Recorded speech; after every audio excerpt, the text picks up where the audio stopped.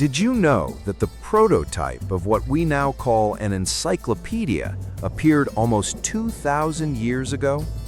In ancient India, one man set out to do something that seems almost impossible even today, to gather in a single book nearly everything people of his time knew about love, relationships, marriage, seduction, family life, and human desire. He didn't invent this knowledge. He searched for it, compared different sources, selected the best parts, condensed them, and organized everything into a clear system. Today, almost everyone has heard of this book, but very few people actually know what it really is. The moment you say its name, most people immediately think of one thing, yet that is only a small fraction of what the book actually contains. The book is called the Kamasutra. If you look past the usual stereotypes, it becomes clear that this is not simply an ancient sex manual. It is the work of one man who tried to bring together and organize a vast body of knowledge about human life. In many ways, it is an ancient encyclopedia of life itself. Surprisingly little is known about the author. His name was Vatsyayana, and he lived sometime in the 3rd or 4th century CE. He was most likely a well-educated man from the scholarly class. What's truly important is that he didn't write the book from scratch. He collected, studied, and carefully organized knowledge that already existed long before him. Vatsyayana took scattered earlier texts, chose the most valuable parts, removed repetitions, and created a clear structure divided into 7 sections. This is why the Kamasutra feels like a reference book. When a reader has a question, the book offers a ready section with answers. For its time, it was an incredibly ambitious project.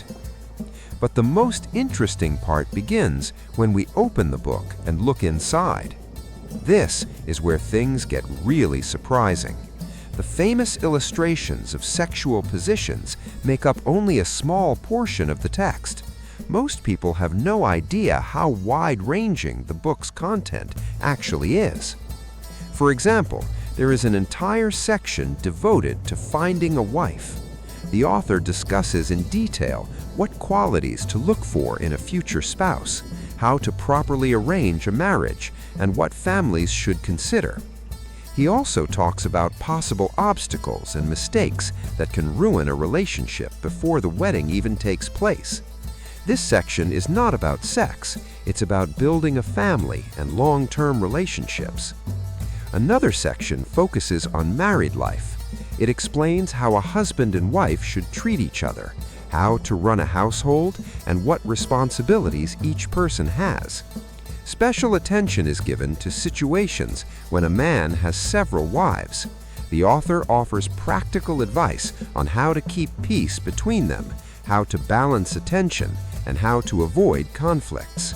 There are very specific recommendations for everyday interactions and maintaining harmony in the home. However, one of the most unexpected sections for modern readers is the part dedicated to courtesans. It reads almost like a professional handbook. The author explains how a woman should choose her clients, how to assess their generosity and reliability, and how to build relationships in a way that brings the greatest benefit.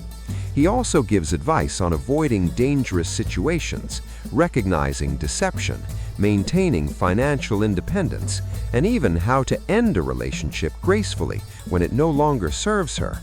Everything is written in a calm, practical tone, without judgment, as if it were instructions for a legitimate and respected profession of that era. Another fascinating and lesser-known topic is the 64 arts that a truly cultured person was expected to master. This wasn't limited to music, singing, and dancing. It also included writing poetry, painting, understanding fragrances and flowers, holding interesting and witty conversations, knowing the rules of games and entertainment, preparing certain dishes, and even having knowledge of architecture and gardening.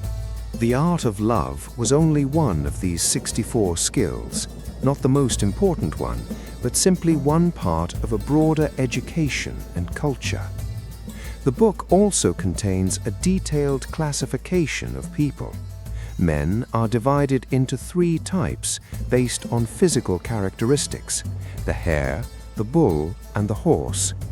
Women are similarly classified into 3 types: the doe, the mare, and the elephant. The author gives specific recommendations on which combinations are considered most compatible and why. He also classifies people according to the duration of intimacy and the strength of desire. For his time, this was an attempt to understand human differences and offer practical advice on how people could relate to one another better. There are also sections that remain controversial to this day. For example, the part about seducing other men's wives. To modern readers, this can sound shocking, but it's important to understand the context. In most cases, Vatsyayana writes not as a moralist, but as a careful observer. He describes the social realities of his time, rather than telling people what they should or shouldn't do. Often, he simply records what was happening around him. Finally, the last section of the book discusses secret means, various mixtures, ointments, and rituals that, according to the author, could increase attractiveness or influence relationships. Today, this may seem naive, but in that era, it was considered a normal part of practical knowledge. Because of this wide range of topics, the Kamasutra can truly be called an encyclopedia of life in its time. It contains family advice, professional guidance for courtesans, attempts to understand human nature, and even practical everyday matters. To understand why all of this was brought together in one book, we need to remember the ancient Indian concept of the 3 aims of life: Dharma, duty and righteousness; Artha, prosperity and success; and Kama, pleasure and desire. Vatsyayana believed that these 3 goals should exist in balance. Pleasure should not destroy one's duty, and duty should not turn life into constant self-denial.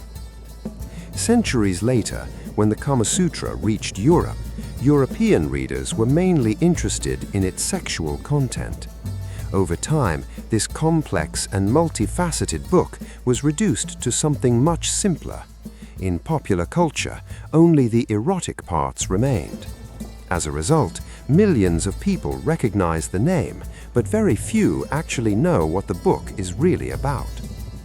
What's most remarkable about the Kamasutra is the scale of its ambition. Almost 2,000 years ago, one man tried to collect all the knowledge of his time about human relationships, family, love, and desire. He wanted to turn it into one organized system and preserve it for future generations, and he succeeded. That's why the Kamasutra is not just the book most people imagine today. It is an encyclopedia of ancient India. It is an encyclopedia of human relationships, and it stands as a testament to one very old idea, that knowledge should not only be created, it should also be collected, organized, and passed on to others. And perhaps that is why, nearly 2,000 years later, we are still talking about Vatsyayana. Thank you for watching. If you enjoyed this journey into the past, subscribe to the channel.